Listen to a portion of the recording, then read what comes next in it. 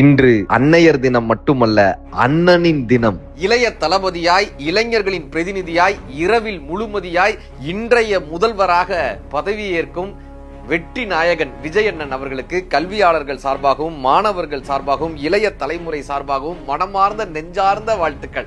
அடுத்த 5 ஆண்டுகள், 1825 நாட்கள், 43,800 மணி நேரங்கள், 26,28,000 மணித்துளிகள்.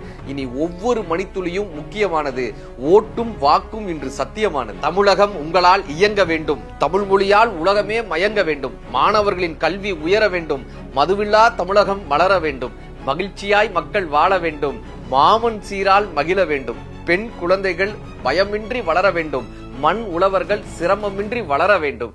உலக நாடுகளுக்கு உதாரணமாய் நாம் பறக்க வேண்டும். நீங்கள் உறங்கும் போதும் உங்கள் கனவில் நாங்கள் இருக்க வேண்டும். இறைவன் அருளால் உங்கள் ஆட்சி சிறக்க வேண்டும். அடுத்து வரும் 5 ஆண்டுகள் ஐயமின்றி கையாளுங்கள். எங்கள் கைகளை தருகிறோம், இந்தாருங்கள். இளைய தளபதியே, வந்த ஆளுங்கள். சரித்திரம் படைத்த சாம்ராஜ்யத்தை உருவாக்கியிருக்கக்கூடிய சட்டமன்ற உறுப்பினர்கள், அமைச்சர் பெருமக்கள், முதல்வர் அவர்கள் அத்தனை பேருக்கும் எங்கள் இளைய தலைமுறை சார்பாக மனமார்ந்த வாழ்த்துக்களும் வணக்கங்கள். என்றும் உங்களுடன் மதுரை ராமகிருஷ்ணன்.